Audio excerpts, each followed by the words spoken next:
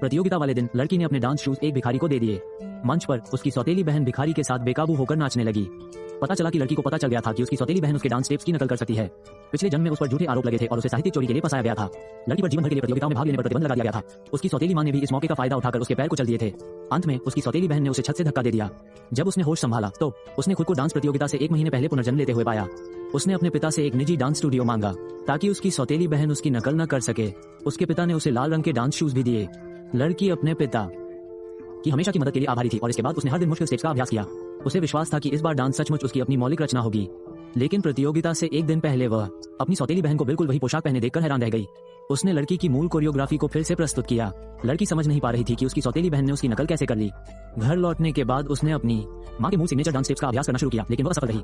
जैसे ही लड़की को अपनी सौतेली बहन को हराने का तरीका नहीं सूझा, उसके पिता उसके लिए उसकी मां के डांस नोट्स लाए। उन्होंने उसे याद दिलाया कि चैंपियनशिप जीतने के लिए उसे डांस शूज पहनने होंगे। मां के जाने के बाद लड़की ने शूज पकड़े रखे और नई कोरियोग्राफी बनाने में जुट गई। उसी समय दूसरे कमरे में बैठी सौतेली बहन को सब कुछ भांप गया। जल्द ही प्रतियोगिता का दिन आ गया और जैसा कि उम्मीद थी, सौतेली बहन ने एक बार फिर उसकी डांस नकल कर ली। 2 कोरियोग्राफी तैयार कर रखी थी। अपनी बारी आने से पहले सौतेली बहन ने उस पर नकल करने का आरोप लगाया।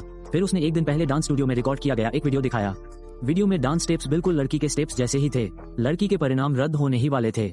उसी क्षण पिता ने गवाही दी कि लड़की एक प्रतिभाशाली डांसर है। उन्होंने दोनों के बीच एक और मुकाबले का प्रस्ताव रखा। नया रूटीन तैयार करने जाते समय पिता ने सौतेली बेटी से कहा, अगर तुम इस बार भी लड़की को नकलची साबित कर सकी तो वो तुम्हें कभी नहीं हरा पाएगी। इसके बाद उन्होंने लड़की को नए डांस शूज दिए।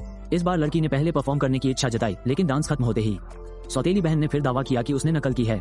उसके पास गवाह भी थे जो साबित करते थे कि वो स्टेप सौतेली बहन ने 1 हफ्ते पहले ही बनाया था। उसी क्षण लड़की ने अपने डांस शूज की ओर देखा।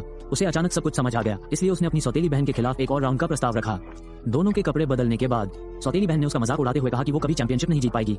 उसी क्षण लड़की परफॉर्म करने लगी और वाकई सौतेली बहन ने उसके स्टेप्स की हुबहू नकल की थी। अचानक लड़की बेकाबू होकर नाचने लगी और सौतेली बहन भी उसके साथ बेकाबू होकर नाचने लगी।